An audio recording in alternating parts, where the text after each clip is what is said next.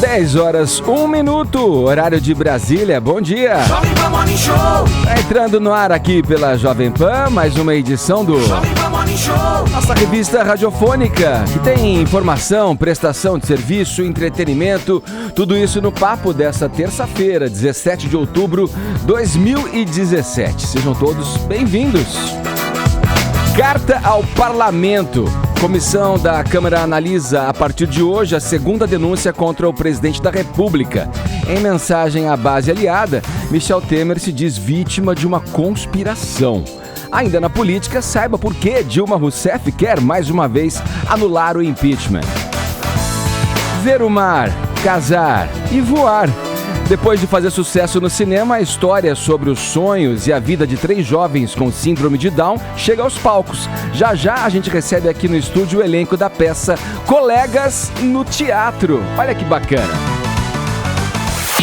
Lady Night. O ator Caio Castro fica nu, peladão e beija Tata Werneck no programa dela no Multishow.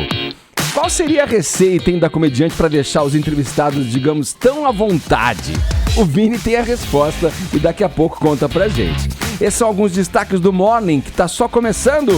Paulinha, muito bom dia, minha querida. Qual é a nossa hash de hoje? Bom dia, Edgar. E aí? Vamos começar agora a entrevista com o especialista. Você é especialista em quem, querido? Oi? Eu tô brincando, tô zoando aqui, é porque eu sou obcecada pela Tata Werneck. Você sabe que tem esse quadro, que é a entrevista com o especialista, que é o meu preferido. Eu vejo com pessoas, eu rio 4 vezes, né? Como se fosse um rio, um lago, não. Eu dou risada 4 vezes com a mesma piada da Tata Werneck.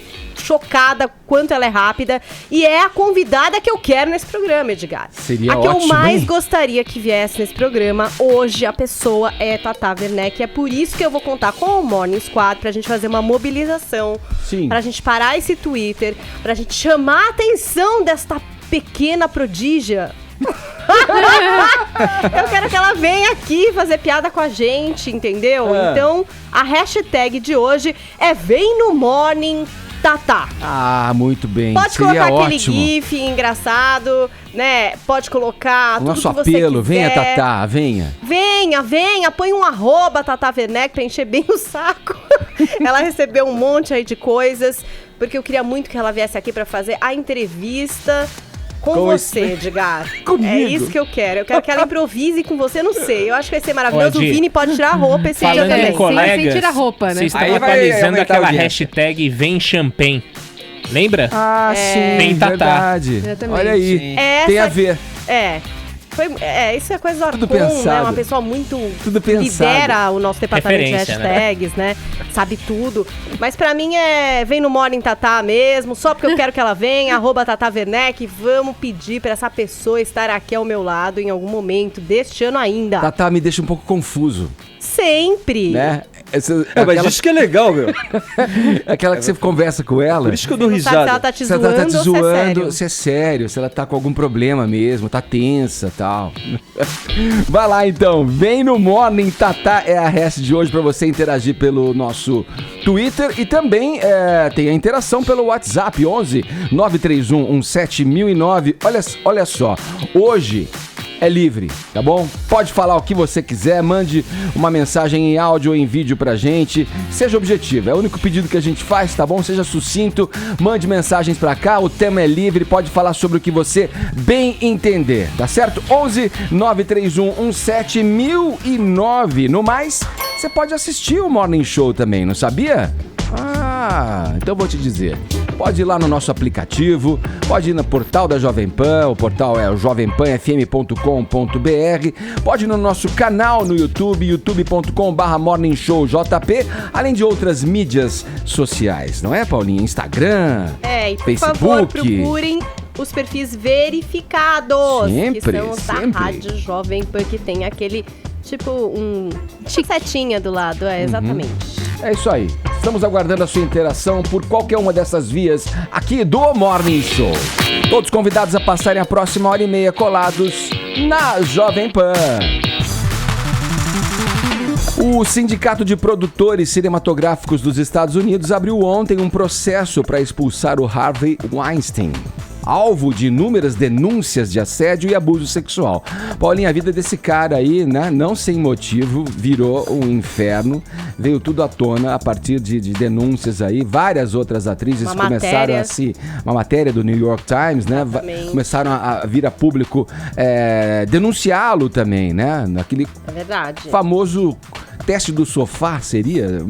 No dele era o roupão no hotel, né? Roupão no hotel. Entre outras cocitas ele já tinha sido afastado pelo conselho da empresa que leva o próprio nome dele, né? E expulso também da academia do Oscar, né? Isso, e a empresa dele muito provavelmente não vai passar por essa não, né? Talvez até feche. O TMZ teve acesso ao contrato do produtor. Ele tá meio que nem vários políticos brasileiros, né?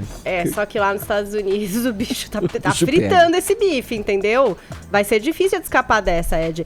A empresa pode até fechar, né? Tem aí o TMZ, que é o FBI das celebridades, né? A CNN das celebridades, descobriu que no contrato dele, por exemplo, ele não poderia ser expulso da empresa mesmo que tivesse algum caso de abuso e tal. Ele só teria que pagar os encargos jurídicos. Que tipo de contrato é esse, né? Bizarro. Então, quer dizer, tá pegando mal até pra empresa, que muito provavelmente ou vai ser vendida ou vai fechar as portas e tal. E agora esse sindicato, ele votou, vamos ou não abrir esse processo aí pra tirar o cara. Aí foi votado, vamos abrir. Então, o que é que vai acontecer? Parece que ele ainda vai ser ouvido, a gente não sabe que data, pra se defender, enfim. E aí, em 6 de novembro, eles vão decidir se o cara sai ou não. E tem outras coisas acontecendo também aí. Ele tem a Legião de Honra, que é a maior condecoração francesa. O presidente francês, o Emmanuel Macron, já pediu também para que isso seja retirado. Então, assim, quem tá do lado desse cara? Ninguém, querido, porque até a mulher pediu divórcio, né? Crápula, na verdade. É bastante complicado. A gente tava esperando algumas declarações de pessoas que trabalharam muito com ele, por exemplo, o Quentin Tarantino.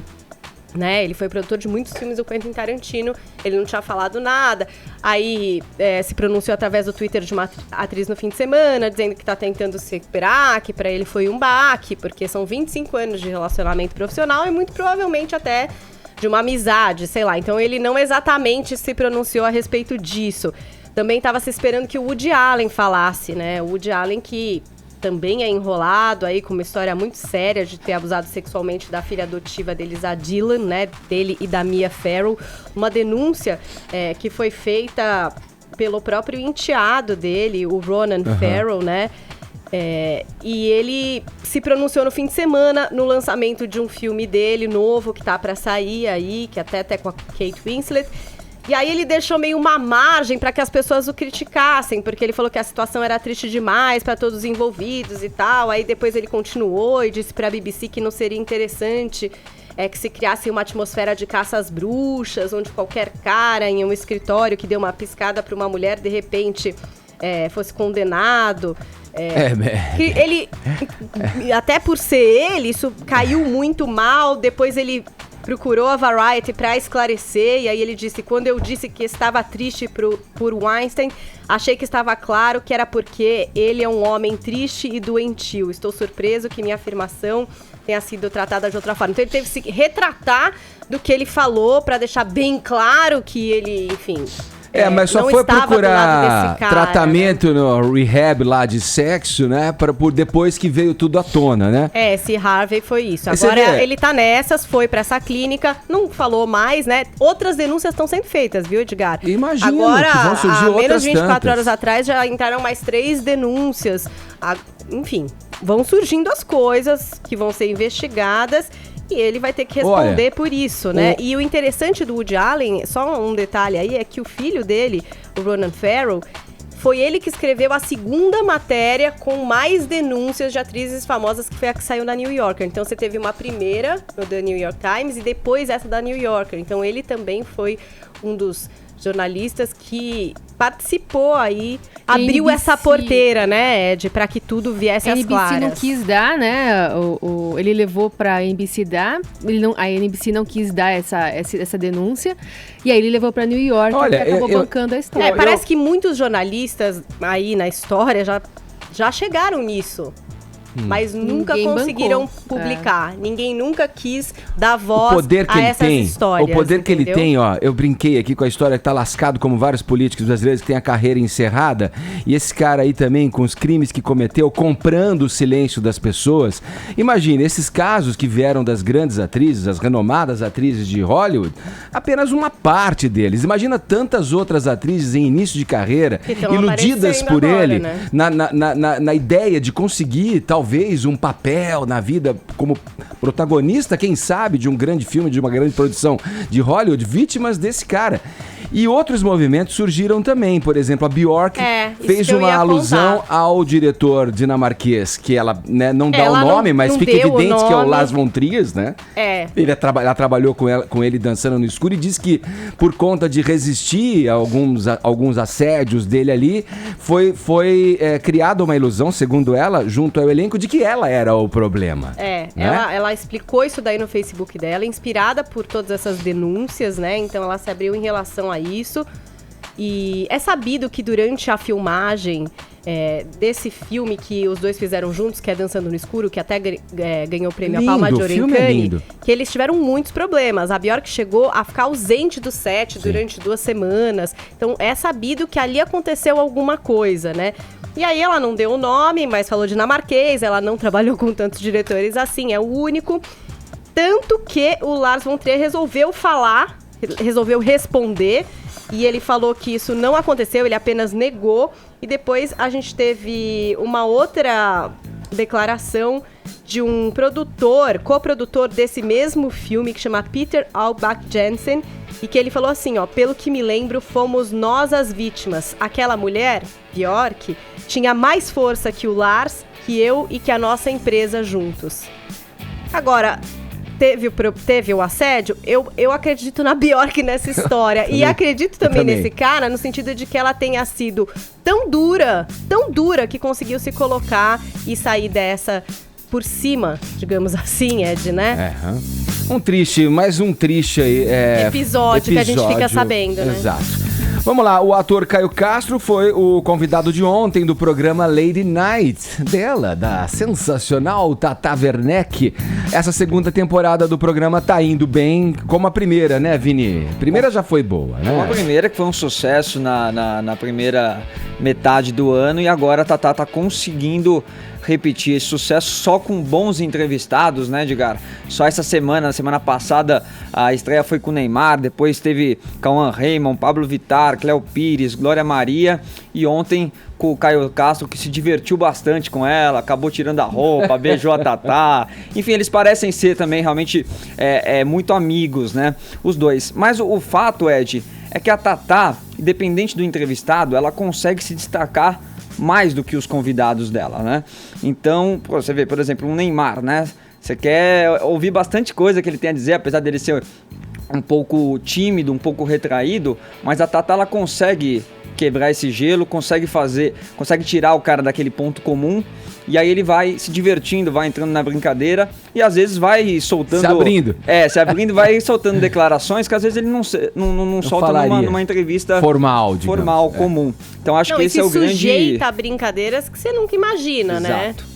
E é tão no susto, porque é muito rápido, né? As brincadeiras da Tatá, as piadas que ela faz e quadros que ela imagina para cada entrevistado ali do programa, é tudo muito rápido. Quando o convidado vê, ele já tá ali pulando, já tá envolvido em todas as brincadeiras dela. Então, tá sendo mais uma vez um sucesso. Já há quem defenda que a Tatá vá para a televisão aberta, que a Globo dê esse espaço para ela na TV aberta, que ela deixe de fazer novelas, né, apenas na Globo, e invista no talk show. Tem quem diga que ela nasceu para isso, para ser apresentadora desse talk show, e num formato muito particular, muito único, né, que acaba se diferenciando dos outros que nós temos aqui no Brasil, né, Edgar? Seria o problema bom que a Globo tem aí? Né? É um problema Porque bom. tem o Adnet, que tu lembra, antes do Jô Antes do Bial. Mas então, quando o Jô saiu, e aí que se falou no nome do Adnet também, lembra? O Adnet teve o Adnight, né? Que não acabou não dando muito certo, né? E o Adnight tinha um pouco dessa proposta do programa da Tatá, também tirar os convidados ali do ponto comum, mas não teve tanta graça como a Tatá tá conseguindo fazer. Vai ter a segunda temporada agora, talvez o Adnet consiga melhorar um pouco. E um dos destaques também do quadro da Tatá é a entrevista com o especialista, como a Paulinha falou no começo, né? A Paulinha assiste todos os dias lá na redação, a gente acha até que ela tá passando mal, que tá acontecendo alguma coisa. Fica todo mundo louca aí. Aquela entrevista, sexóloga, vidente, mergulhador, mas faz perguntas malucas, né? Que nunca imagina que vai fazer para um especialista. Eu peguei um trechinho daquela fez com o Robério Diogo, vidente. O seu nome é? Robério. Robério. Isso. Não pensou em mudar depois que ganhou a maioridade? Não. O senhor é vidente. Qual é a primeira pergunta que eu vou te fazer, então?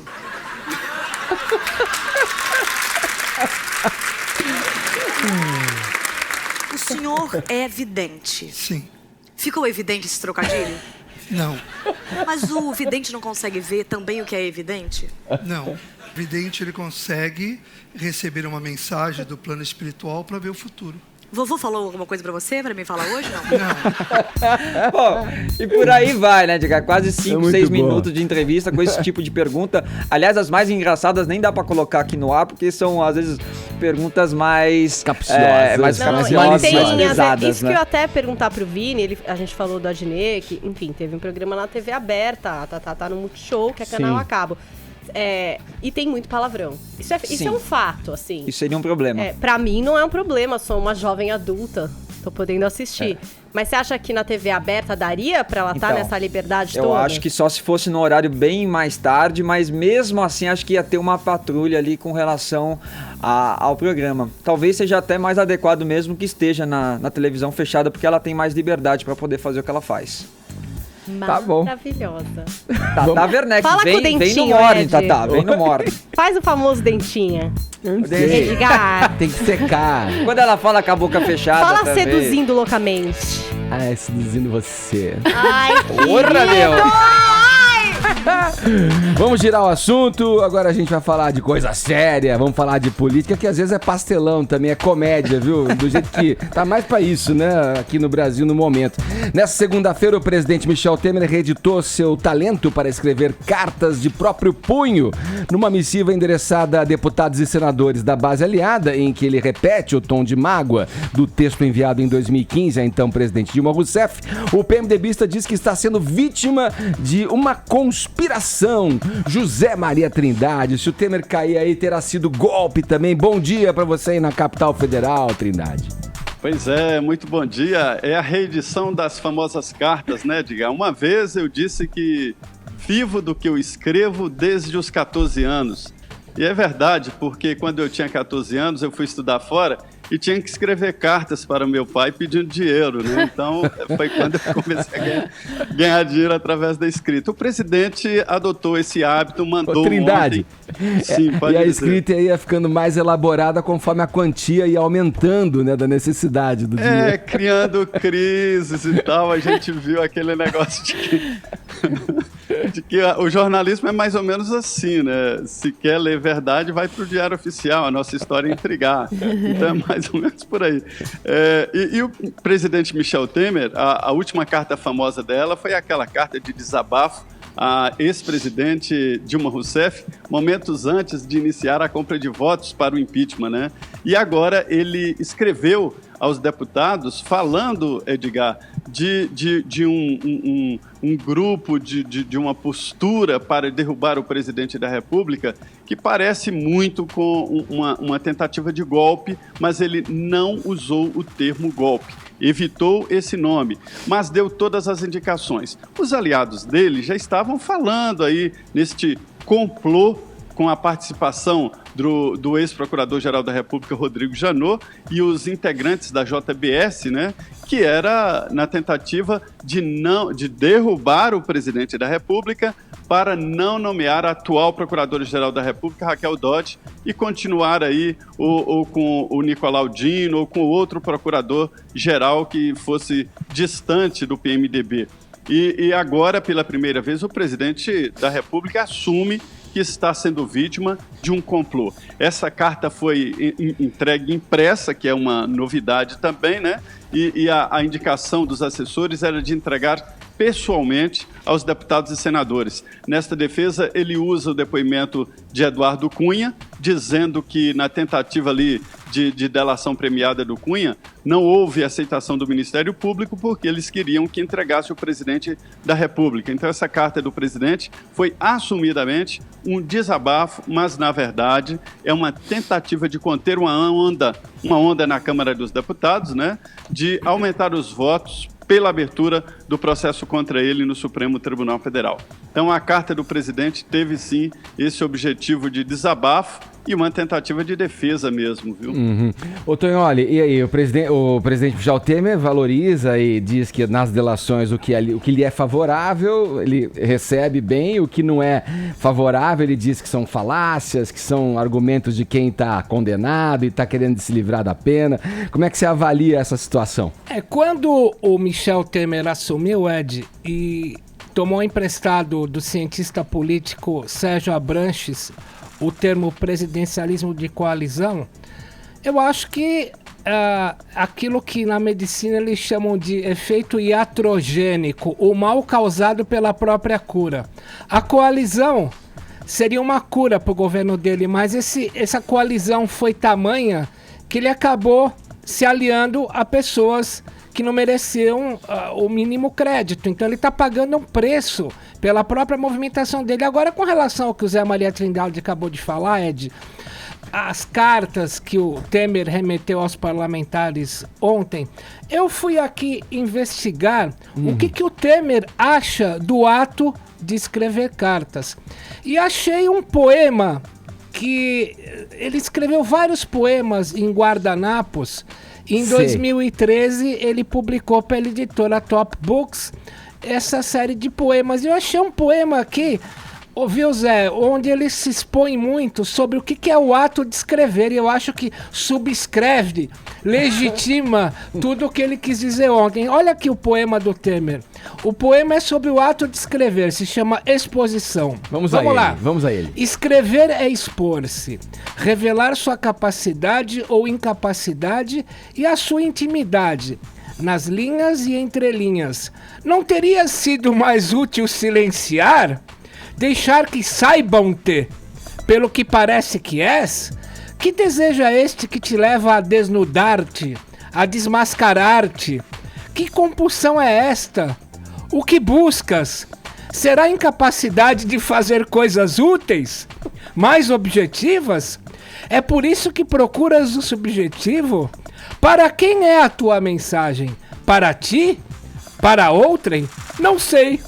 Mais uma que faço sem saber porquê. Eu acho que o poema é autoexplicativo. Vamos lá, Trindade. O que mais temos para tratar hoje, hein? Só para complementar aí, antes de escrever esta carta, ele se cercou de cuidados, viu? Ele consultou os assessores políticos, os ministros políticos e também a área de marketing do Palácio do Planalto e, evidentemente, teve cuidados jurídicos. Olha, Edgar, hoje aqui o outro debate é sobre a reunião do plenário do Senado Federal para decidir se o senador Aécio Neves continua ou não afastado do mandato parlamentar e retido à noite. E na Comissão de Constituição e Justiça já está aberta a sessão que vai discutir a votação, será amanhã, daquele parecer pela negativa de abertura do processo contra o presidente Michel Temer. É isso. Ok, e só complementando, o ministro do Supremo Tribunal Federal, Alexandre de Moraes, concedeu através da liminar que a votação sacramente-se como votação aberta, né, Trindade? Aberta e ostensiva, isso aí, disse o ministro Alexandre de Moraes. Isso aí, a população, o cidadão brasileiro agradece. Obrigado, viu, Trindade?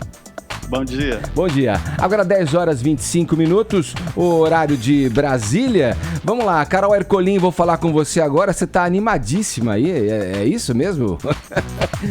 Também ou não? Não, mas tem gente menos. que tá... Quero saber quem é que tá animadíssima aí com o infortúnio de Michel Temer, né? E é o seguinte, ele, segundo o próprio, naquela primeira carta, se disse como vice-decorativo, considerado pela Dilma como um vice-decorativo. Que história é essa da Dilma tá querendo, mais uma vez, anular o impeachment aí, que a ejetou da cadeira presidencial?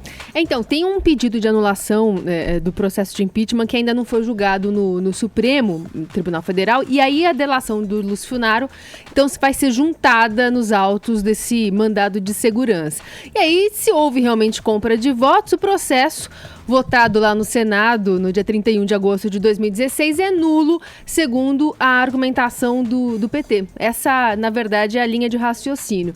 A ex-presidente acredita que Temer e Cunha conspiraram para derrubá-la. Na verdade, esse é o discurso que vem sendo feito desde o ano passado. Então, o Doleiro descreve essa relação entre Temer e o Eduardo Cunha como uma que oscilava entre próxima e afastada, mas na época do impeachment contou que eles confabulavam diariamente, tramando essa aprovação. Segundo a defesa da ex-presidente, nesse acordo de colaboração do Doleiro, fica demonstrado, então, que o ex-deputado Eduardo Cunha comprou votos de parlamentares em favor do impeachment. E aí, o que o Doleiro disse? Afirmou que na época do impeachment, o então ou então vice-presidente, tramava diariamente. A gente tem um trechinho dessa delação para a gente colocar aí. Eu separei justamente a parte, inclusive, que uma das procuradoras falam, mas realmente você está falando em compra de votos? E o Funaro confirma isso. Vamos ouvir. Eu recebo uma mensagem do Eduardo Cunha. Falei, fala. Respondi, pelo VIP. Aí ele me pergunta se eu tinha disponibilidade de dinheiro, que ele pudesse ter algum recurso disponível para comprar algum voto ali favorável ao impeachment da Dilma. E eu falei que ele podia contar com até R$1 milhão. E que eu liquidaria isso para ele em 2 semanas, no máximo. Quanto? R$1 milhão. Ele falou expressamente comprar votos? Comprar votos, exatamente. Para aprovação do impeachment. Isso. Nessa parte fica muito claro aí o que inclusive o advogado José Eduardo Cardoso, a defesa de Dilma, diz. Ele, inclusive, escreve: entendemos que na defesa da Constituição e do Estado Democrático de Direito, o Poder Judiciário não poderá deixar de se pronunciar a respeito. Aí o Cunha, inclusive, sempre muito perspicaz, o advogado dele fala que, bom, qualquer estudante de direito sabe que delação premiada não comprova nada e desafia todo mundo a provar que houve compra de votos.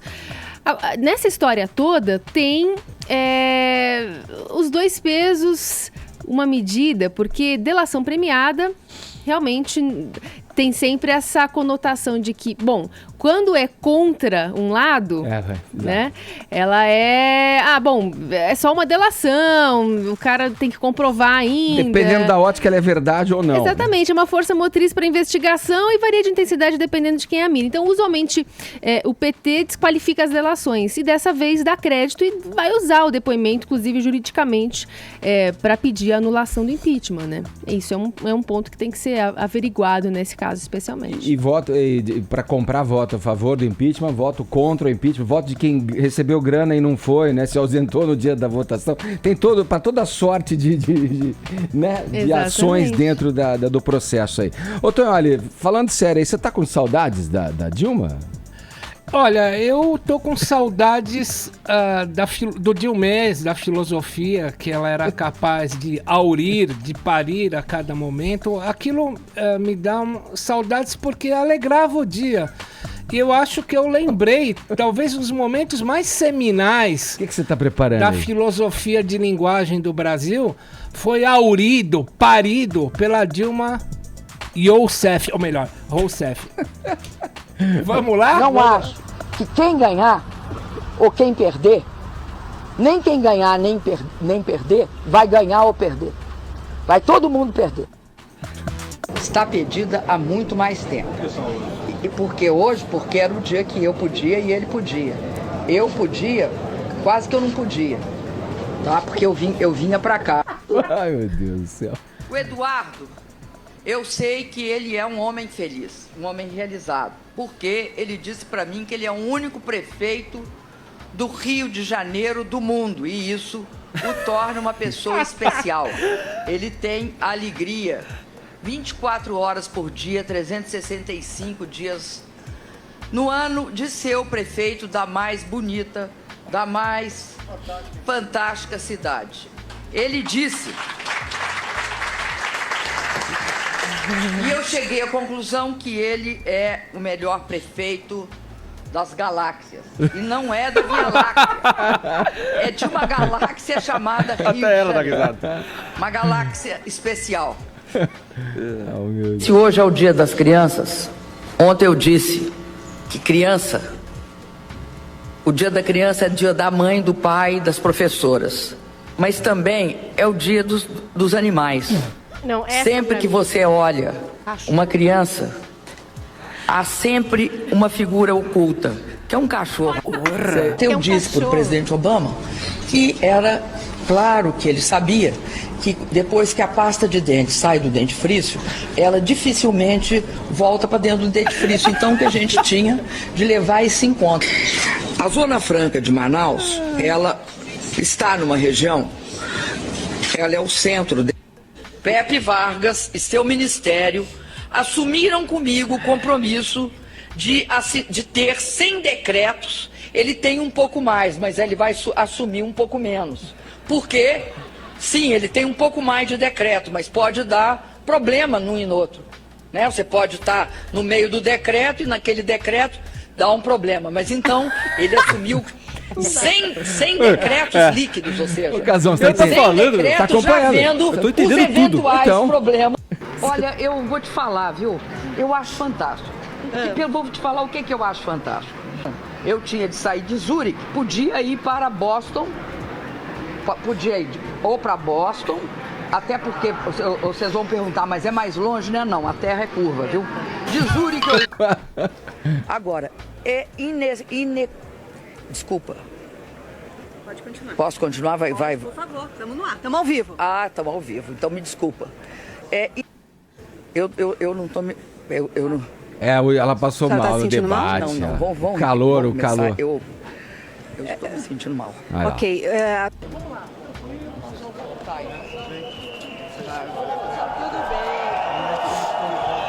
Acho que sim, né? Você editou, compilou tudo isso, então, olha. É um material vasto, né? Vamos lá. Olha, a Dilma costuma dizer que os 4 maiores inimigos do Lula são 3: Moro e a Lava Jato. Agora 10h33, horário de Brasília. Seguindo com o Morning Show dessa terça-feira, vamos abrir espaço aqui no programa para arte e para uma história maravilhosa, uma belíssima história. O premiado filme Colegas, que fez um tremendo sucesso no cinema e também os espectadores a refletirem sobre a vida das pessoas com síndrome de Down, chegou aos palcos de São Paulo no último dia 13. A peça Colegas no Teatro volta a discutir as ideias de normalidade e diferença sem ser piegas nem carregar no drama. E nessa manhã a gente está aqui no estúdio do Morning Show com o elenco do espetáculo. Aliás, o estúdio tá, olha, cheio como nunca, hein, meus amigos? Muito bom dia, sejam bem-vindos todos vocês. Leonardo Cortez é o diretor da peça. Queria que você apresentasse essa turma pra gente, Léo. Seja bem-vindo. Obrigado. Bom dia a todos. Bom, estamos aqui com o elenco de Colegas no Teatro. Esse aqui do meu lado, pra quem tá ouvindo, ele tá à minha direita. Ouvindo e vendo que estamos aqui com câmeras no estúdio. São os tempos modernos, a gente é filmado e ouvido ao mesmo tempo. Então aqui está o João Simões. Isso. Oi, João, bom dia. Bom dia, tudo bem? Tudo ótimo, melhor agora, meu querido. O João Simões interpreta o Márcio. Fala o que você fala. Quem é que você interpreta? Então, porque eu... Na peça Colegas eu interpreto o Márcio. Márcio? Então, porque assim, o Márcio... Não, tem uma parte da peça que o sonho dele é de voar. Ah, ele tem o sonho de voar. Isso, o sonho dele é de voar pra encontrar a mãe. E quem tá do seu lado aí? Agora eu quero ouvir. Quem tá do Quem lado... é que tá do seu lado? Quem tá aqui sentado do meu lado é o nosso professor. Professor Leonardo. Eu já fui apresentado, agora vamos falar do Ian Pereira, que tá aqui do seu lado e que interpreta o Stallone. Fala aí, Ian. Ian, seu personagem. Bom dia. Bom dia. Eu faço o Stallone, que é o líder da quadrilha. Da rebelião.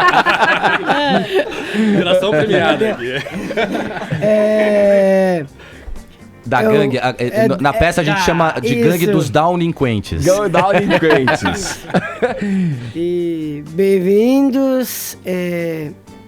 Esse teatro, para mim, foi uma bênção. E eu quero divulgar essa peça pra todo mundo. Maravilha. E é isso, pessoal. Aqui e também, no meu lado, é a minha parceira, Aninha. Aninha na peça, mas na peça, é a Júlia. Júlia. Bom dia, Júlia. Bom dia. E a sua personagem, a Aninha? O que ela sonha? Ela sonha em casar. Casar. Ela quer casar. E o Stallone quer ver o mar. Isso. Quer ver o mar. Eu vi a peça. A peça é muito é sensível demais. A peça é muito. E tá com a gente também aqui o Thiago Rosa. Você é o produtor da peça, Thiago? Exatamente, Edgar. Bom dia a todos os ouvintes. Sensação enorme estar aqui com vocês, né? Sou produtor do espetáculo, né? Realmente, como você viu e já citou, né? Agradeço a sua presença lá na estreia também do espetáculo Foi Colegas, demais, né? Foi muito bonita mesmo, uma peça muito sensível, eu acho que tem uma qualidade. E o Dottori, Daniel Dottori tá aqui também que... Porque eu sou do elenco de apoio, eu fico aqui atrás. Daniel, chega mais, Daniel. Daniel faz vários personagens também, né? Eu faço 4 personagens diferentes na peça, que é o policial que investiga e vai atrás deles depois da fuga. Aí depois um outro personagem que eles encontram na praia, no meio do caminho. Um outro personagem que é um argentino. E tem um que é uma citação do filme Casablanca também. Que maravilha. Olha, uma das coisas mais legais que eu achei assistindo a peça é que a peça acaba desmistificando. O trabalho da peça é um pouco esse também, de tratar do tema e do assunto da forma mais natural possível, né? Sem carregar no drama, como eu disse na abertura, sem estigmatizar também, né? Como é que é pra vocês a percepção do resultado disso com a plateia, Léo?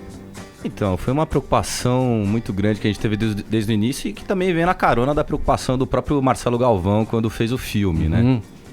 Ele quis fazer um filme sobre uma grande aventura e, por acaso, os protagonistas têm síndrome de Down, entendeu? Mas acho que é uma peça que destaca um aspecto importante, assim, que na verdade a gente está falando sobre diferenças com essa percepção, assim, quer dizer, as pessoas não são iguais, né, realmente, né, as pessoas têm personalidades diferentes, então, o Ian é muito diferente do João, que é muito diferente da Júlia, que por consequência também é muito diferente do Dottori, da Drica, do Ricardinho e tal, todos nós somos pessoas diferentes, né, então lidar com essas diferenças é sempre uma preocupação muito grande que a gente tem e isso exige um exercício de tolerância, é um exercício de olhar, é um exercício de sensibilidade e tal. E a gente construiu a dramaturgia desse espetáculo primeiro tem duas preocupações. Primeiro você transpor o roteiro, né, pro teatro o roteiro de um filme, né? O filme ele é muito... É um roteiro que é muito cinematográfico, as ações, ele é muito bem filmado e tal. E a gente tinha que construir ali situações teatrais, né? Calcadas nos diálogos, calcadas em outros personagens, em outras situações e tal. Então, durante o tempo todo que a gente construiu essa dramaturgia, a nossa preocupação foi não ser óbvio, não ser piega, não ser tolo, procurar construir um espetáculo emocionante, surpreendente e tal. E falar, como você disse, assim, né, da síndrome de Down de uma maneira muito natural, porque são pessoas que integram a nossa sociedade, que estão aí, estão reivindicando seu espaço, estão reivindicando seus direitos e eles têm toda a possibilidade para conseguir fazer isso. Quando você fala de considerar e fazer uma adaptação para eles e considerar as características, né, deles, você, inclusive, procurou a peculiaridade de cada um na escolha dos personagens, né? Porque como a gente conseguiu ver aqui, cada um é mais falante, outro é mais engraçado. Isso você também salpicou nos personagens? Não, com certeza, porque assim, quando o Thiago me chamou para fazer essa adaptação, eu falei para ele, olha, a gente precisa então primeiro conhecer quem são esses nossos protagonistas, né? Então quando a gente definiu os nomes do Ian, do João e da Júlia, eu comecei a ouvir as vozes deles na minha cabeça, porque eu tenho um trabalho já com síndrome de Down há 20 anos, assim, né? Eu dirijo um grupo chamado Grupo Adid de Teatro, é um grupo que existe desde 98, e é um grupo que só monta clássicos do teatro. Então a gente já montou Noite de Reis, Sonho de uma Noite de Verão, A Vida é Sonho, né? Violinista no Telhado e tal. E o Ian e o João fazem parte desse grupo há muito tempo, então eu conheço eles já há muito tempo, né, João? Então, enquanto eu tava escrevendo a adaptação, eu ficava ouvindo o João falando, né, na minha cabeça, o Ian, a Júlia e tal. Na peça, o João, ele recita um trecho do Sonho de uma Noite de Verão e ele também canta uma música, né, João? Isso. Exatamente, ele vai cantar já. Já faz parte do repertório dele. Já faz parte do repertório. Então, assim, inclusive essa é uma mudança muito grande em relação ao filme. Quer dizer, eu incorporei características da personalidade dos três nessa adaptação de teatro. O João é o cara do texto, é o cara da poesia. O Ian tem um trabalho corporal incrível, assim. O Ian é um dançarino profissional, ele tem DRT dança que é uma beleza esse rapaz. Ele dança que é uma beleza. E a Júlia é uma menina muito empoderada, né? Assim, ela trabalha, ela tem personalidade e tal. Então, essas características apareceram nos personagens, né? E você se sentiu livre pra fazer isso na adaptação do filme pro teatro. Isso foi uma coisa maravilhosa, uma carta branca que o Galvão deu pra gente e uma porque confiança sem imensa. Isso também você ficaria mais preso, eu não poderia ficar amarrado só ao filme. Marcelo entendeu? Galvão, para os ouvintes que não sabem, é o diretor do filme, premiado filme em Gramado, em Toronto. E é o autor do roteiro original. Autor do roteiro original. Né? Mas assim, para fazer uma peça de teatro, estando no teatro, é uma outra linguagem, é uma outra convenção, é um outro tipo de jogo, é um outro tipo de dinâmica, e outros personagens, outros protagonistas, quer dizer, eu precisava ter essa liberdade mesmo para poder construir uma nova história, né? Assim, a estrutura da história permanece, então são 3 jovens com síndrome de Down que fogem do seu instituto em busca dos seus sonhos, né? Esses 3 sonhos, né?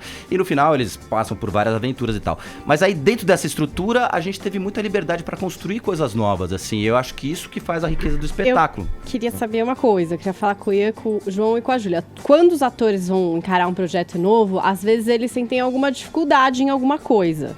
Queria saber de cada um de vocês o que é que foi difícil para encarar essa peça. Bom, é bem difícil decorar o texto e a gente tem que pensar primeiro para a gente atuar. E com isso eu fico muito como que posso falar para vocês, ouvintes? Tenso. Tenso, alguma ansiedade, nervoso, ansiedade, isso. E vai seguindo esse processo, né? E tanto que eu vejo o filme Colegas, ele traz a gente para mergulhar dentro dessa estrutura para ter a peça pronta para seguir também. Você assistiu o filme várias vezes, Ian? Exatamente. E pro Márcio e pra Júlia? E pro João e pra Júlia? Isso. Bom, pra mim... Bom, então, porque assim, o texto... Foi mais difícil. Então, o texto, o que foi mais difícil é pensar em fazer o papel, o papel do Márcio. Representá-lo, assim. Isso, apresentar. Certo. E pra você, Júlia, qual foi a maior dificuldade? O que você achou mais difícil pra chegar na personagem Aninha? Pra mim não foi tão difícil, foi fácil, porque eu faço teatro faz 10 anos. Olha, isso, tirou de letra, porque fica muito evidente na peça que você tá muito segura ali no palco. Deixa eu perguntar pro Daniel, doutor, e faz um antagonista, mas que vive 4 papéis diferentes ali e interage muito com eles, Daniel. Você como ator, primeiro, é a tua primeira experiência com atores com síndrome de Down e qual foi o maior desafio para você na troca ali em cena com eles? Bom, é a primeira vez que eu trabalhei com eles e foi uma experiência muito gratificante de modo geral, porque os processos de ensaio eles foram no ritmo que era um ritmo bom para todos que estavam fazendo parte do elenco, para os três e para mim, para o Ricardinho e para a Adriana. Então, a gente respeitou muito o tempo deles, que é um pouco talvez mais lento do que o nosso, como a gente é acostumado a ensaiar. Às vezes a gente ensaia em um mês e meio uma peça, a gente ensaiou em 2, mas não é uma diferença tão grande porque a dedicação dos três é impressionante. Eles chegavam com o texto decorado antes mesmo do que nós tínhamos decorado o texto. Então, a gente muitas vezes tinha que correr atrás de texto decorado porque eles já estavam com o texto na ponta da língua e a gente tinha que dar conta de atuar junto com eles. E foi muito gratificante porque eles jogam muito em cena com a gente. E eles chegam a improvisar também? Tem alguma questão de improviso? Como é que é? Tem um trechinho que a gente improvisa, eu e o Ian, Sim. que é quando a gente se encontra na praia e aí eu pergunto sobre os pais dele e tal. E aí tem um caquinho que a gente cada dia faz de um jeitinho diferente. Mas de modo geral na peça a gente não improvisa, a gente segue bem as marcas, o texto, como que é, mas cada dia eles vão se apropriando mais e ficando mais à vontade em cena. Então, da estreia que foi sexta-feira para o domingo, a peça foi ganhando ritmo, foi ganhando nuances, foi ganhando texturas diferentes que não tinham. Então, dá para perceber que é um processo ainda que durante a apresentação vai acontecendo, vai ficando mais bonito, mais envolvente, e eles vão ficando mais à vontade também em cena. Então, olha, fala. Queria perguntar para vocês o seguinte: há alguns anos eu fiz um trabalho para a Federação Brasileira de Vôlei Paralímpico e entrevistei todos os atletas. Curiosamente, a maioria tinha sofrido acidente de moto e fazia parte da pesquisa, uma pesquisa acadêmica, era perguntar o seguinte: o que incomoda mais vocês na mídia? Eles me falaram que a palavra que mais incomodava na mídia era superação, que eles odiavam isso. Me falem sobre o termo superação. Você quer falar? Não, eu posso falar um pouquinho e depois vocês falam? Tá, tudo bem. Tudo bem, né? Você deixa, né, João? Acho que o que incomoda é porque quando você fala de superação, pressupõe que você tá abaixo de algum lugar, né? Então, você precisa se superar, né, e tal. Eu acho que um trabalho como esse, assim, você percebe que a gente tá num mundo onde todo mundo é diferente, como eu disse no começo, entendeu? E todo mundo tem que se superar em certa medida. Esse trabalho para mim foi um exercício e tem sido um exercício de superação. Foi um exercício de superação para mim como dramaturgo, foi um exercício de superação para mim como diretor e tal. Nunca tinha, apesar de ter feito esse trabalho com o Grupo Adid, é diferente, sabe assim? Eu nunca tinha feito um trabalho onde eu juntava, né, os 3 pessoas que têm Down com 3 pessoas que não tinham Down, fazendo uma história onde os 3 protagonistas eram Downs e tal, com toda essa série de desafios que eu falei, né, sem querer ser vazio, sem querer ser óbvio, né, e procurando também elevar o nível da discussão sobre a síndrome de Down e tal. Então eu tive que me superar, o Daniel teve que se superar como intérprete, na medida em que ele teve que, né, contracenar com 3 atores que tinham características tão diferentes e tal. O Ricardinho, que é o Ricardo Corte Real. Ricardo Corte Real vive o jardineiro, né? O Ricardo, ele é um cara, é um artista maravilhoso, né, assim, mas a escola dele, por exemplo, é televisão. Ele fez muita televisão como ator e fez pouco teatro, então é um outro exercício de superação também, quer dizer, então todo mundo teve que se superar, então acho que o incômodo vem disso, assim, sabe? Vocês falam de superação para pessoas que têm problemas físicos e tal, mas não falam da sua própria superação, da superação que você tem que ter cotidianamente, né, no exercício do seu trabalho e tal, né, na sua vida cotidiana. Frente às nossas próprias limitações, exatamente, limitação todo mundo tem, superação todo mundo tem que exercitar e não fica jogando essa lupa pra cima da gente não, porque todo mundo tá no mesmo barco, acho que é isso que incomoda. Fala, Vini. Queria perguntar pro João, pro Ian e pra Júlia o seguinte: os personagens de vocês na peça têm sonhos, né? Queria saber se Isso, tem sonho. Tem sonhos. Eu queria saber se vocês se identificam com esses sonhos também na vida real ou se vocês têm outros sonhos. Vai, Ian, começa com você. O sonho do Ian é ver o mar. Isso. Na peça. Bom, às vezes, eu durmo e eu sonho um pouco, mas eu não tenho grandes sonhos para ter, mas o meu sonho do Stallone, que é ver o mar, ele ama muito ver o mar. Mas qual é o sonho do Ian? O que você sonhou hoje à noite, você lembra? Eu acho que me lembro. Conta. Meu sonho é que eu tava... Pode contar? Posso? Então vai.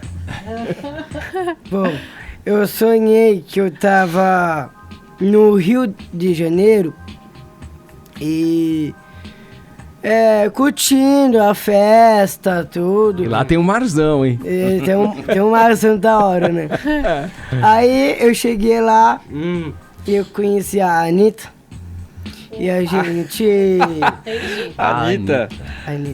Aí ela falou assim pra mim, vem cá, canta comigo, Show das Poderosas. Aí foi. Aí esse sonho foi... Que da hora, hein? Foi legal, hein? Esse sonho aconteceu sim. Olha aí. Foi realidade. Realidade. E o João? Qual é o sonho do João? O meu sonho? Tá. Bom, é que assim, então... Na peça a gente sabe que o Márcio, o sonho dele é voar. E o do João? Voar. Qual é o sonho do João? O meu na vida real. Na vida real, isso. Tá. Bom, na vida real, quando eu tô dormindo, eu sonho com qualquer coisa. Se for sonho assim de novela. Tá, do que você viu no dia. Isso, do que viu no dia. E você, Júlia, qual é o teu sonho? O Daninha é casar na peça. E o teu sonho na vida real? Meu sonho sempre foi conhecer a Larissa Manoela. Legal. Fala, Paulinha. Não, eu ia falar até isso, que teve o Ariel Gondenberg, que é o protagonista do filme, ele queria conhecer o Champagne, né? E aí até fizeram uma campanha na internet que era Vem Champagne. Eu já descobri aqui que o Ian, o negócio dele é Anitta. Isso. Da Júlia. Vamos lançar a campanha. É a Larissa Manoela, né? O sonho dela quer conhecer. E do João pode ser qualquer pessoa de novela, aparentemente, porque é mais aberto. Ô, João, tem uma pessoa que você é muito fã? Na novela? Que nem o Ariel era fã do Champagne, que nem a Júlia é da Larissa Manoela, o Ian é da Anitta. E você? Você é muito fã de alguém? Bom, fã... Bom, assim, então, porque assim, então, no filme Colegas, tem o Ariel e a Rita, que foram nossos amigos da Didi. Então, porque assim, então, de novela, sabe quem eu mais gosto? Quem? Vocês conhecem a Força do Querer, a novela das 9? Claro! A pessoa que eu mais gosto é da Juliana Paz, da Bibi. A Bibi poderosa. A vibração do Ian. Ele também. Sensacional. A vibração. Não, é que a gente tá falando do Ariel aqui e eu lembro quando, antes do lançamento, o processo pra fazer todo o filme, pra decorar texto e tal, foi longo, né? Acho que foi uns 4, 5 anos também. E eles falaram aqui muito da referência que tiveram do filme, né? Talvez, não sei se pra decorar texto ou mesmo de construir o personagem. Quanto tempo vocês demoraram na produção desse espetáculo, levando em conta que talvez, eu não sei se isso foi mesmo algum atalho que o filme teve nesse processo também? Acho que o Thiago pode falar um pouco da aventura que foi produzir o Colegas, aí depois eu falo do processo de construção do espetáculo, são duas coisas diferentes aí. Claro, bacana. Até nessa conversa que eu tive com o Galvão, ele falou que levaram 7 anos para produzir. 7 anos, né? Foi longo, E assim, pra gente foi um desafio grande, mas a gente quis acelerar isso de uma forma assim, bem rápida, né? Esse espetáculo ele aconteceu em 2 anos. Desde a fase, né? Ele é incentivado aí pelo PROAC, né? Desde a fase de captação, de chegar pro Léo.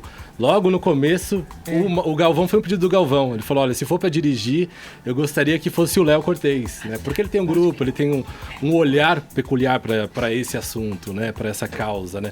Então a gente correu com isso, chegou na metade desse ano e decidiu que ia acontecer o espetáculo, né? Sim. Através do Léo, né? Que também ele fez a dramaturgia, a adaptação, né? E fez a direção, né? Então esse processo foi acontecendo durante 2 anos, vamos dizer, né?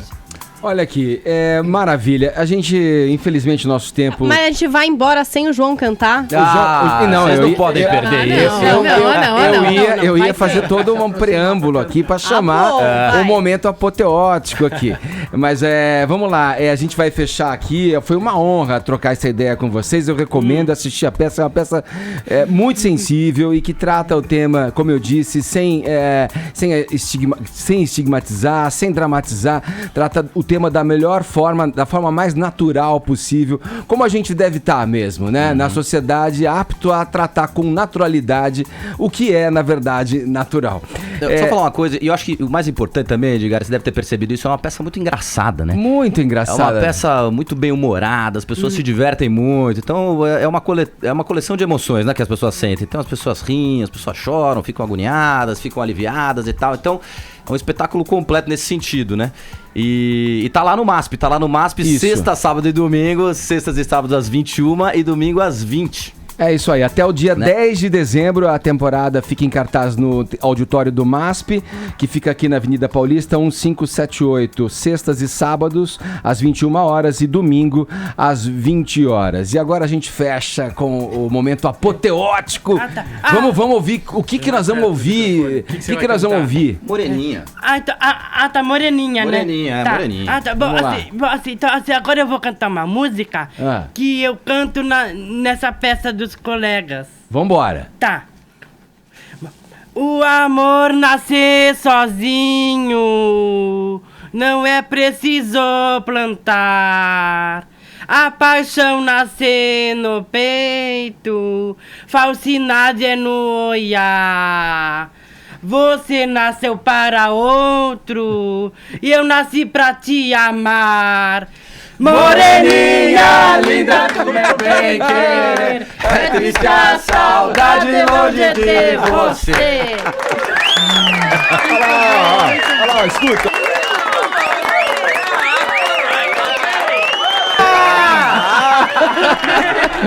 Muito bem, olha, eu queria agradecer mais uma vez aqui a Júlia Merigo, ao Ian Pereira e ao João Simões, que vivem na peça Colegas no Teatro, respectivamente a Aninha, o Stallone e o Márcio. Também ao Thiago Rosa, ao Leonardo Cortez aqui com a gente e ao ator Daniel Dottore, presente aqui no estúdio também. Sorte pra vocês, sucesso mais ainda nessa peça que é muito bacana, eu altamente, fortemente recomendo, viu? Obrigado, viu? Obrigado.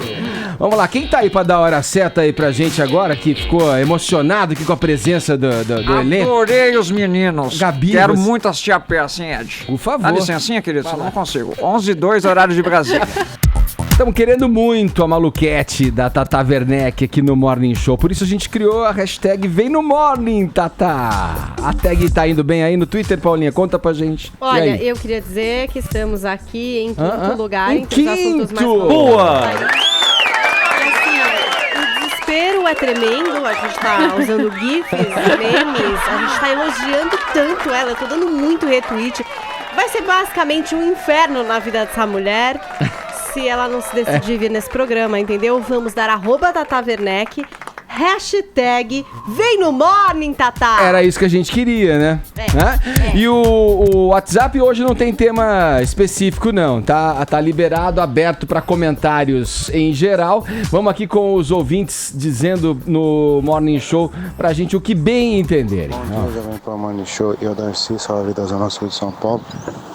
E queria dar os parabéns a você, a Ed, a Paulinha, por trazerem pessoas como a Tatá, né? Tentar trazer a Tatá, certeza que ela vai vir. Obrigada. Alegrar o nosso dia, e alegra sempre o nosso dia. É isso que a gente quer. Vê se vocês conseguem trazer o da Atena aí também pra fazer uma parceria, o Vini da Atena. Legal. Ok? O irmão do abraço, Datena bom programa pra vocês.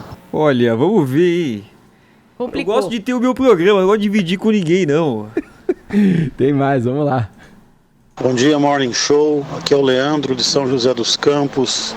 Queria ver com a Paulinha aí o que a gente pode esperar dessa nova temporada da série Suits, que vai estrear novamente na Netflix. Valeu!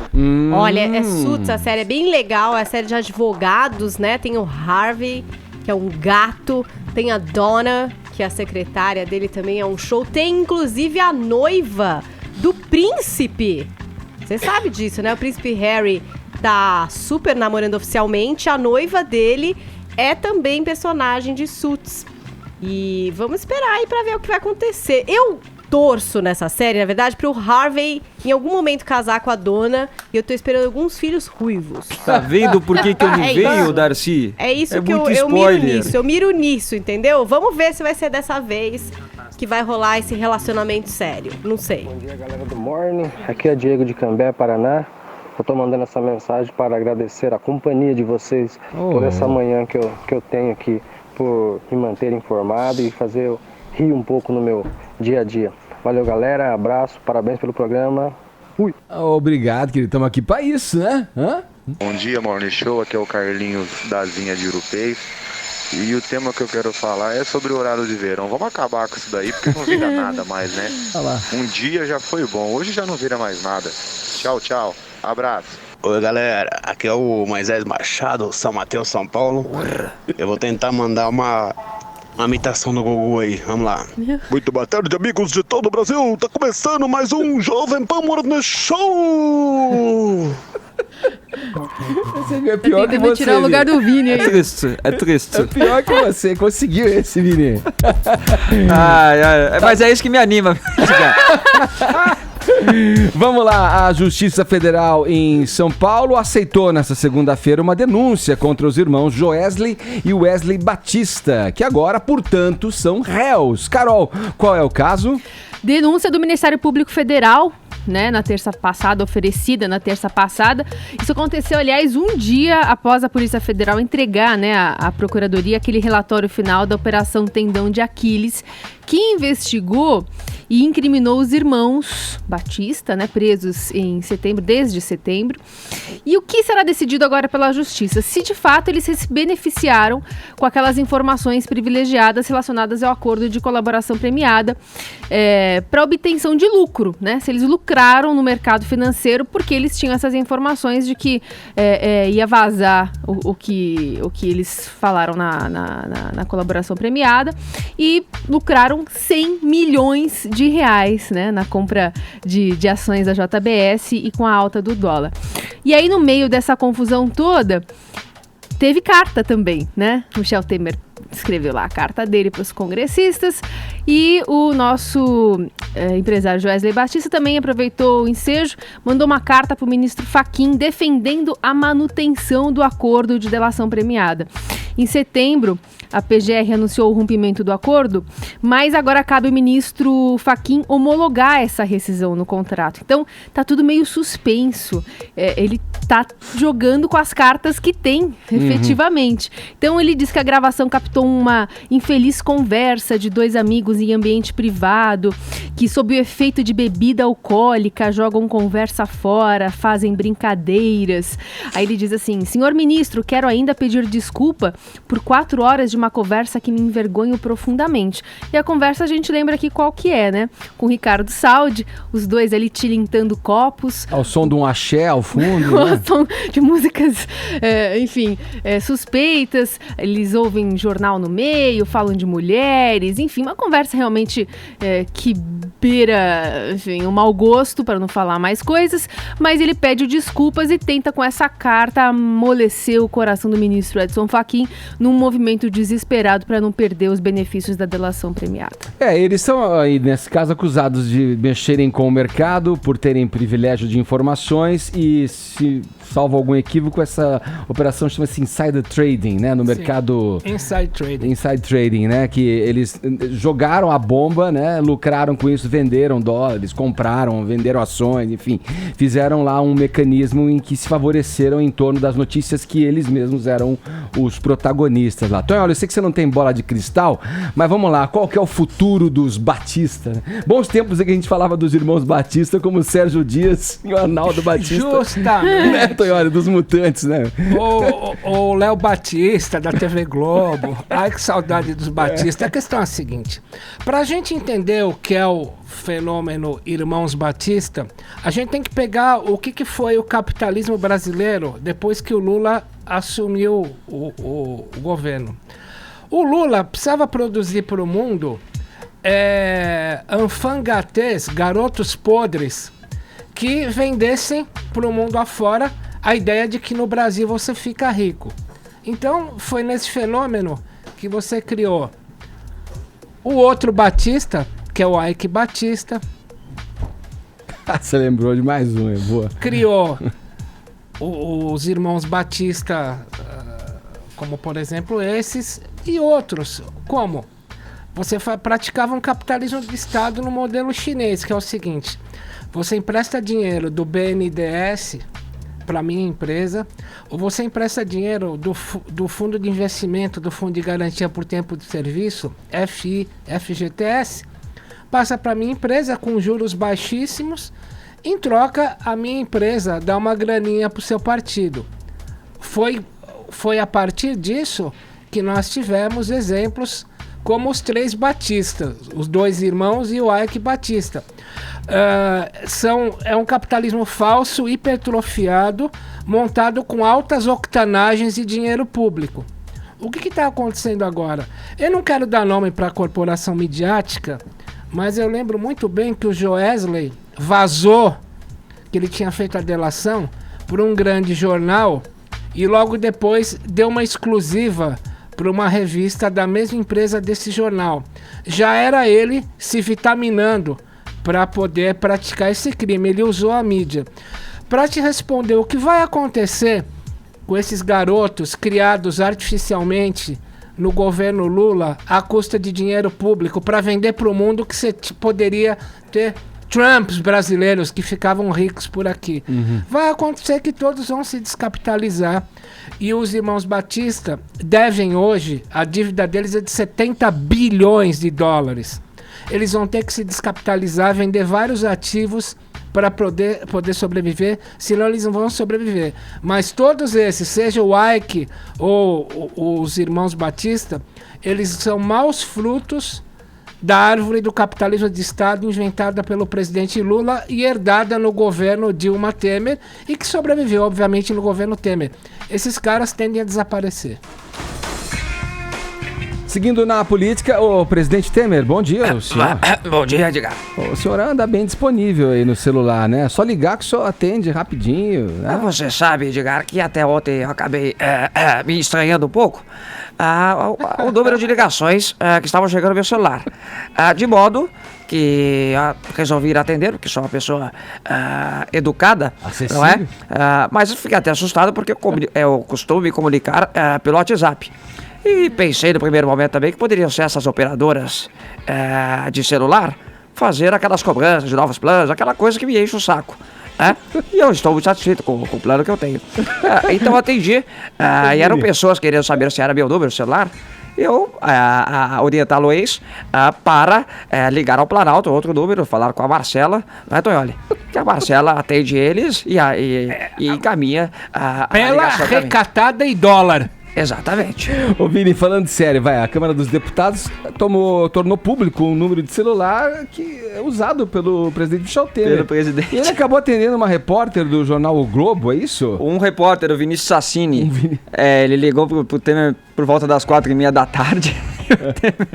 E o Temer atendeu, primeiro despistou, falando que não era um telefone ali do Planalto. Aí no final da ligação o Vinícius falou: mas eu tô falando com o presidente, né? Ele, perfeitamente. Vai.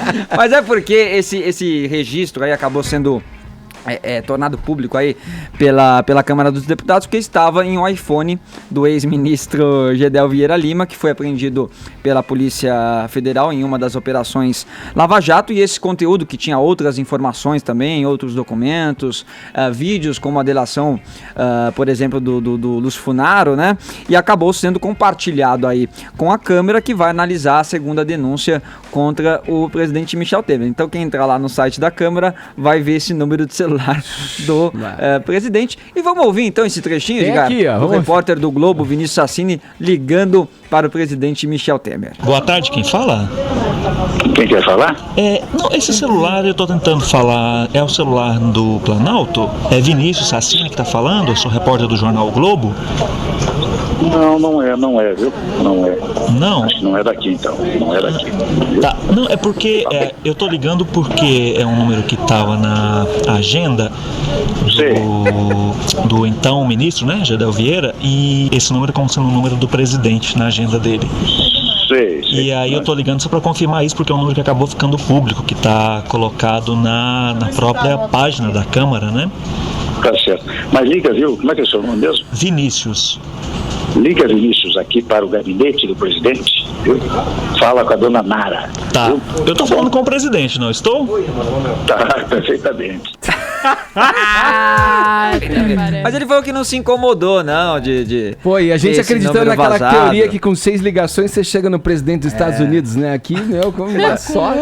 Na sorte você vai. Ele até falou que as pessoas reclamam muito de que ele atende tudo que é tipo de ligação, que não sentiu problema nenhum nesse número ter sido vazado, né, tornado público. E depois também o Vinícius acaba aproveitando ali, né, já que tá falando com o presidente, para fazer algumas perguntas. Fez a pergunta sobre algumas questões da presidência, daquela carta, né, que até nós trouxemos aqui no primeiro bloco. E ele falou, não, fiz questão de mandar realmente para que as pessoas soubessem da minha insatisfação, enfim. Vamos ver, né, se esse número vai continuar sendo válido. O site da Câmara tá meio deep web, né? Porque você acha o número do presidente, teve os vídeos da delação do Lúcio Funaro por meio do site da Câmara, que gerou uma briga danada entre o presidente da República e o presidente da Câmara, Rodrigo Maia. E a Melhor que Xvideos. E a Carol tá trazendo a informação agora, já que não tá mais, não tá mais ligando, o né? telefone já. Você tentou, né? Bateu a repórter, a Carol Arcolino. Vamos ligar pro Temer. Vai que, não é? Se quiser, a gente conversa pessoalmente. Alô, quem fala? É o presidente? O presidente, eu não quero fazer entrevista, não. Só queria que o senhor desse a hora certa pra gente. Bom, vamos lá. Com todo prazer. 11h23, horário de Brasília. Tonholi! Yes! Agora vem uma bomba aí, como você gosta de dizer. Só que no mundo do entretenimento. Como é que é? É bombaça agora, meu. Pra fazer o que com essa bomba? Foraço. Vai escaralhar agora. Vamos lá. Uma ex-integrante do grupo Pussycat Dolls revelou em sua conta no Twitter que a girl band, na verdade, servia como uma rede de prostituição. Vamos para esses detalhes aí, Paulinha. Caramba, né? Pois é, bem agora que elas declararam que vão voltar.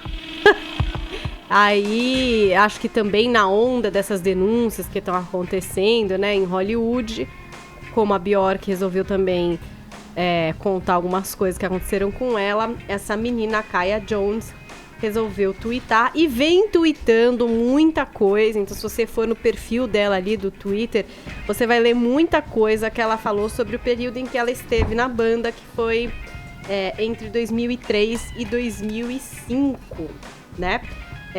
Ela diz coisas, por exemplo, que assim, ela falou assim, ó, a minha verdade, eu não estava em uma banda de meninas, estava em uma rede de prostituição. E por acaso cantávamos e éramos famosas. Enquanto isso, todos que eram nossos donos ganhavam o dinheiro. E daí ela explica que quem ganhava a grana mesmo, o grosso da grana era essa Robin Antin, que foi a fundadora do grupo, é uma coreógrafa, e também a gravadora, e que as meninas ganhavam $500 por semana. Então, enfim, trabalhavam e não ganhavam de acordo, né? Disso é uma reclamação que frequentemente aparece aí nesses grupos que são formados, né? Não é novidade que talvez essas meninas não ganhem tanto quanto a gente imagina. Até uma vez, lembra da menina do Fifth Harmony, que tinha um vídeo dela chorando e falando uma coisa mais ou menos nessa linha. Só que ela vai um pouco mais longe nas denúncias e chega nessa parte da prostituição de fato, que ela conta que elas eram meio que forçadas a dormir com essa ou com aquela outra pessoa para que conseguissem alavancar ali na carreira e tal, e que se acabassem não fazendo isso, Edgar, eles usavam as fraquezas delas, inclusive as drogas. Ela cita isso nos tweets, que, por exemplo, ofereciam drogas para depois usar isso contra elas, entendeu? Então, que foi uma grande vítima aí desse mercado da música. Houve resposta. A Robin Antin, que é a fundadora do grupo, falou que tudo é uma grande bobagem, são mentiras ridículas, nojentas e tal, e que a menina tá procurando 15 minutos de fama. E o que a gente tem das Pussycat Dolls é que elas terminaram o grupo em 2009. A gente tem a Nicole, que tem um nome complicadíssimo, Nicole Scherzinger. Depois seguiu carreira solo com sucesso, hoje é jurada do X Factor. E agora esse anúncio de que elas, enfim, se reuniriam de alguma forma, tem até um site no ar e tal. Não duvido que alguma coisa disso seja verdade, viu, Edgar? A gente sabe que essa indústria da música também é bastante cruel. Agora precisa averiguar-se aí, né, provas e tal, porque também ficar falando não apresentou no nenhuma Twitter... prova. Falando no Twitter assim... mas o testemunho dela já... sei lá, né?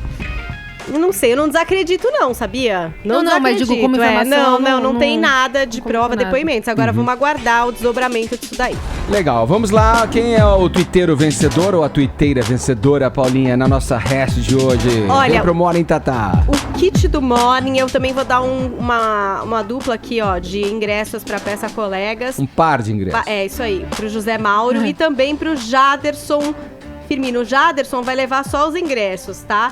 E o José Mauro ganha o kit e os ingressos aqui no Morning. Boa, Paulinha. Isso aí, querida. Vamos fechando o Morning Show com mais uma dos Beatles. Aqui, o homem está em terras brasileiras. Aqui, Love Me Do, para fechar o Morning desta terça-feira. Muito obrigado pelo prestígio, pela audiência. E a gente volta amanhã às 10 da manhã.